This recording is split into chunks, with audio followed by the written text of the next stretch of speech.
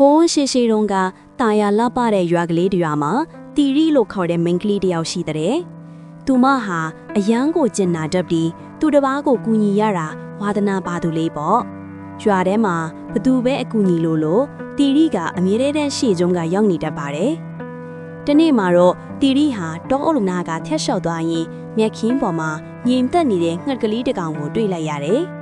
အဲ့ဒီငှက်ကလေးဟာအတန်ပန်ကျိုးနေမီပြန်တန်းဖို့ကြိုးစားပေမယ့်မပြန်နိုင်ပဲဖြစ်နေရှာတယ်။တီရီရဲ့ဆွေထဲမှာငှက်ကလေးကိုကြည့်ပြီးအယမ်းတနာသွားမိပါတယ်။တီရီဟာငှက်ကလေးကိုအိမ်ကိုခေါ်လာခဲ့တယ်။သူမဟာငှက်ကလေးရဲ့ဒဏ်ရာကိုဂယုတစိုက်ဆေးထည့်ပေးပြီးအစာနဲ့ရေကိုလည်းနေတိုင်းကျွေးမွေးပြုစုပေးခဲ့ပါတယ်။တီရီရဲ့ကြည်နာမှုကြောင့်ငှက်ကလေးဟာတထီးဖြည်းနဲ့အားအင်တွေပြန်ပြည့်လာခဲ့တာပေါ့။ရက်အနှဲငယ်ကြတော့ငှက်ကလေးရဲ့ဒဏ်ရာဟာလုံးဝပျောက်ကင်းသွားပြီးအားရှိရှိနဲ့ပြန်နိုင်ခဲ့ပါပြီ။ငှက်ကလေးဟာမပြန်တန်းခင်မှာတီရီရဲ့ရှေ့မှာတောက်ပတဲ့မျိုးစေ့လေးတစ်စီးကိုချော့ပြီးခဲ့ပြီးကောင်းကင်ရံနှိတ်ကိုပြန်တန်းသွားပါတော့တယ်။တီရီကတော့အဲ့ဒီထူးဆန်းတဲ့မျိုးစေ့လေးကိုအံ့ဩစွာကြည့်နေမိပါတယ်။အဲ့ဒီနေ့မှာပဲတီရီဟာရွာအစွန်ကဦးမြေလို့ခေါ်တဲ့အဖိုးအိုတယောက်ရဲ့ခြံနားကိုရောက်သွားတယ်။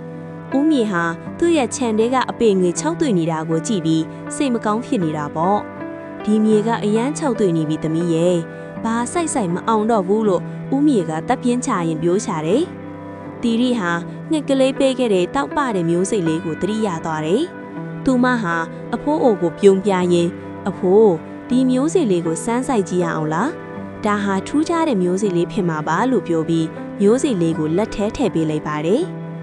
သူတို့နှစ်ယောက်ဟာအတူတူမြေချင်းတူးပြီးမျိုးစိတ်လေးကိုစိုက်ပျိုးလိုက်ကြတယ်။တီရီကရေလောင်းပေးပြီးဦးမြေကတော့မြေစီလွာလေးကိုဂယုတစိုက်ဖုံးအော်ပေးခဲ့ပါတယ်။သူတို့နှစ်ယောက်စလုံးဟာဒီမျိုးစိတ်လေးကနေဘာတွေဖြစ်လာမလဲဆိုတာကိုညှို့လင့်ချက်အပြည့်နဲ့စောင့်ကြည့်နေကြတာပေါ့။နောက်တစ်နေ့မနက်မှာတော့အံ့ဩစရာကောင်းတဲ့အဖြစ်အပျက်တစ်ခုဖြစ်လာခဲ့လေ။သူတို့စိုက်ခဲ့တဲ့မျိုးစေ့လေးကနေမယုံနိုင်လောက်အောင်လှပပြီးကြီးမားတဲ့အပင်ကြီးတစ်ပင်ပေါက်လာခဲ့တာပေါ့။အဲ့ဒီအပင်မှာတောက်ပပြီးချုံငိမ့်တဲ့အသီးတွေဝေးစားနေတာပေါ့။ဦးမြေဟာဝမ်းသာလို့ငဲ့ရည်တောင်ကြမိပါတယ်။တီရီနဲ့ဦးမြေတို့ဟာအဲ့ဒီအသီးတွေကိုခူးယူပြီးရွာထဲကလူအားလုံးကိုလိုက်ဝေပေးခဲ့ကြတယ်။အဲ့ဒီအသီးကိုစားလိုက်တဲ့သူတိုင်းဟာစိတ်ချမ်းသာမှုနဲ့ခွန်အားတွေရရှိကြပါတယ်။တီရီရဲ့ကျင်နာမှုကြောင့်ရွာကလေးတကားလုံးဟာပျော်ရွှင်မှုတွေနဲ့ပြည့်နှက်သွားပါတော့တယ်။တီရီဟာနားလည်သွားခဲ့ပါပြီ။သူမရဲ့တင်းငယ်တဲ့ကျင်နာမှုဟာငှက်ကလေးကိုကယ်တင်နိုင်ခဲ့ရုံတင်မက